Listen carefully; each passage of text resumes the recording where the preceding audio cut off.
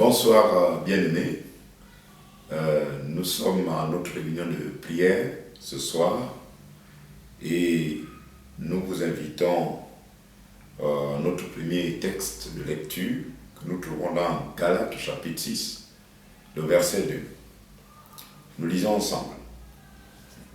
Portez les fardeaux les uns des autres et vous accomplirez ainsi la loi de Christ. Nous allons, après la lecture de ces textes, nous allons prier ensemble pour que le Seigneur puisse nous conduire dans la compréhension de ces Écritures. Seigneur, merci pour l'opportunité que tu donnes au groupe Balise de se rassembler autour de ta personne pour la prière. Nous voulons vraiment nous abaisser devant toi. Pardonne à chacun de nous ce que tu nous reproches et accueille-nous favorablement dans ce temps où nous avons besoin d'être exaucés. Sanctifie-nous et rassemble-nous, anime-nous par ton esprit, donne-nous de la force pour mener le combat de la prière afin que les doléances que nous allons présenter parviennent à ta table de travail. Merci pour la grâce, merci pour ton esprit, merci pour tes anges qui sont au service de l'Église pour l'exaucement de nos prières. Au nom de Jésus. Amen. Voilà, je voulais revenir, comme nous l'avons dit tout au départ, sur notre texte de base, donc notre point d'appui. Nous prenons appui sur ce texte de Galates 6, 2. Portez les fardeaux les uns des autres et vous accomplirez ainsi la loi de Christ. Avant d'aller plus loin, je voudrais que nous définissions le terme fardeau. Le fardeau est défini comme toute épreuve physique, émotionnelle, mentale, morale ou spirituelle.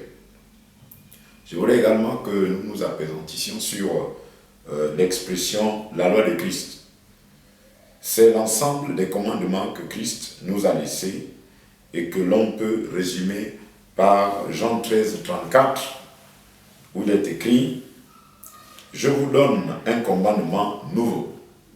Aimez-vous les uns les autres, comme je vous ai aimé, vous aussi aimez-vous les uns les autres. » Donc la loi de Christ, Christ a plusieurs commandements qu'il a donnés et que nous pouvons résumer en cette loi, ce principe de l'amour pour le prochain. Nous voulons également lire un autre passage pour terminer avec la lecture. Matthieu chapitre 17, le verset 20, nous dit ceci. « C'est à cause de votre incrédulité, leur dit Jésus.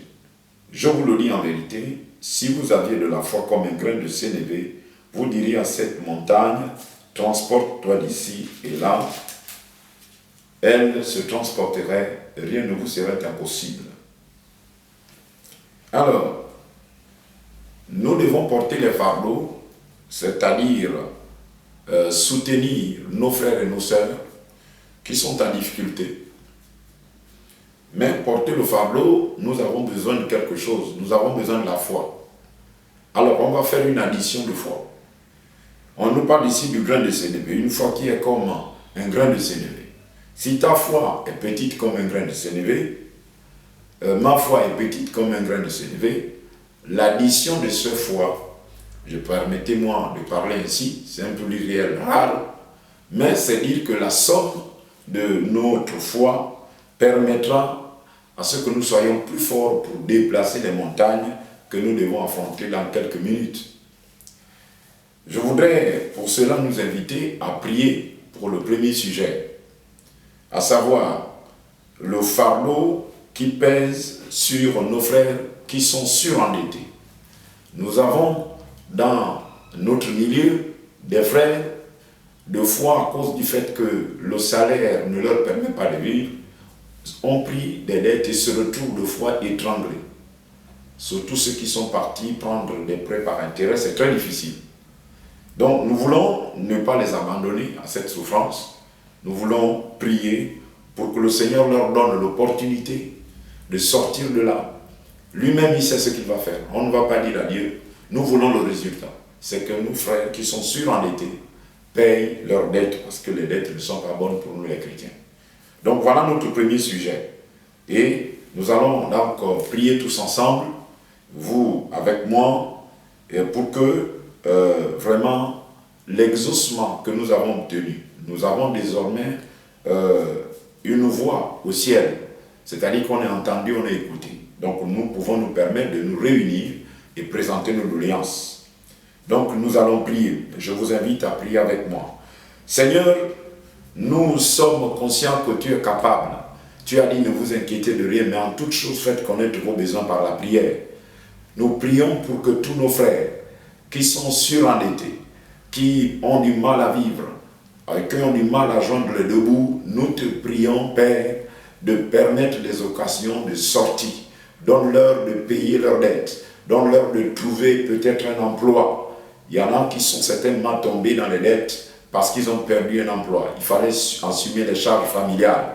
Nous comptons sur le trésor du ciel pour que tu interviennes. Nous comptons sur la solution de Dieu afin que les enfants de Dieu sortent du surendettement au nom de Jésus. Amen.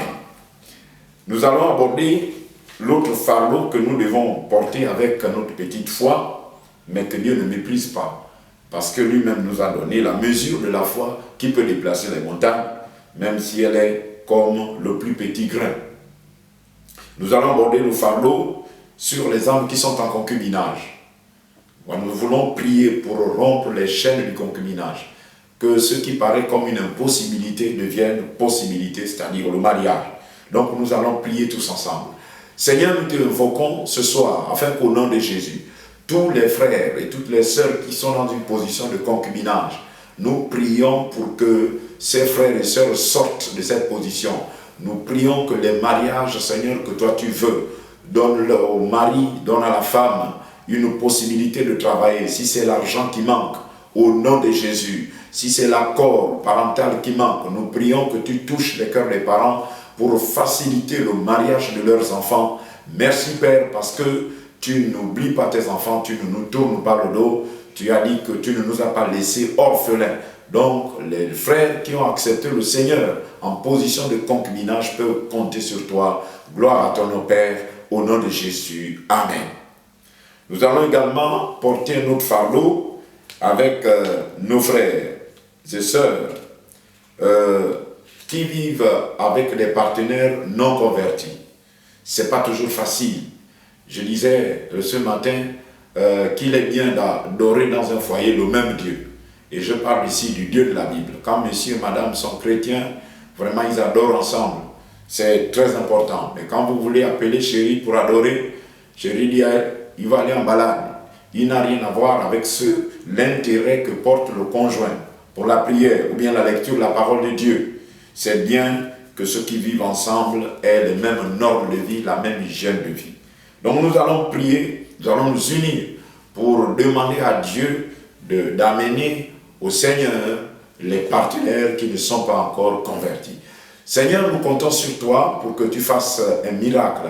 Nous savons que la conversion d'une âme est un miracle. Accorde à tes enfants qui ont des partenaires qui n'ont pas encore compris l'importance de l'évangile.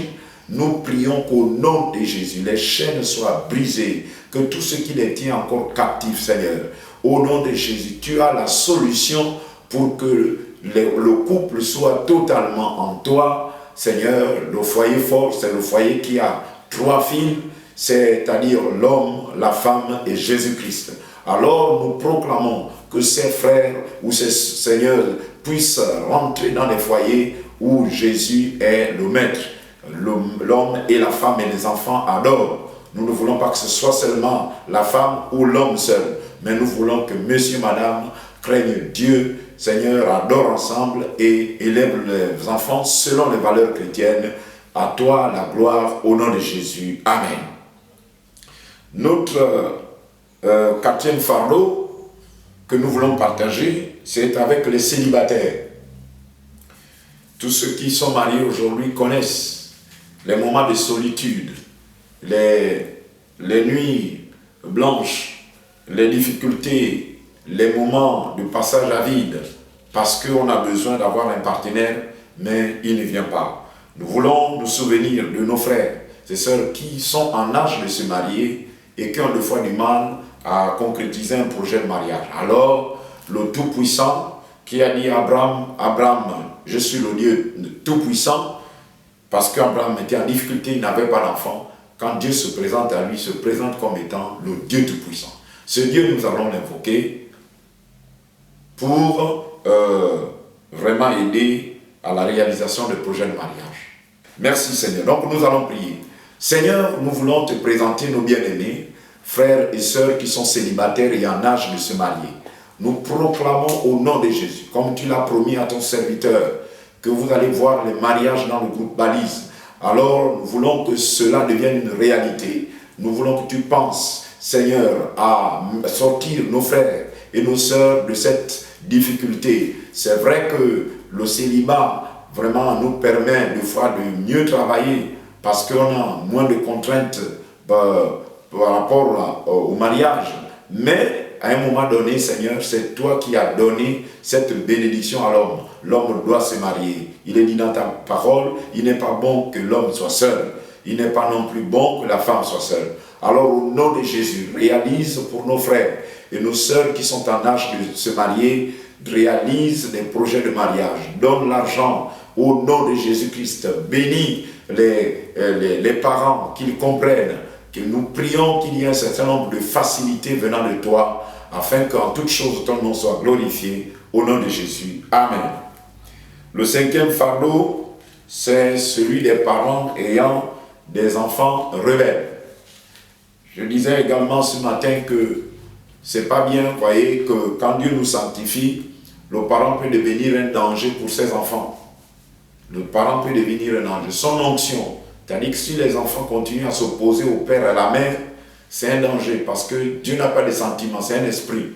Voilà, quand il a écrit « Honore ton père et ta mère et tu vivras longtemps », vous comprenez que le contraire, c'est que si un enfant ne respecte pas son père et sa mère, Dieu peut écouter sa vie sur la terre. On ne joue pas avec les versets bibliques, c'est comme des équations.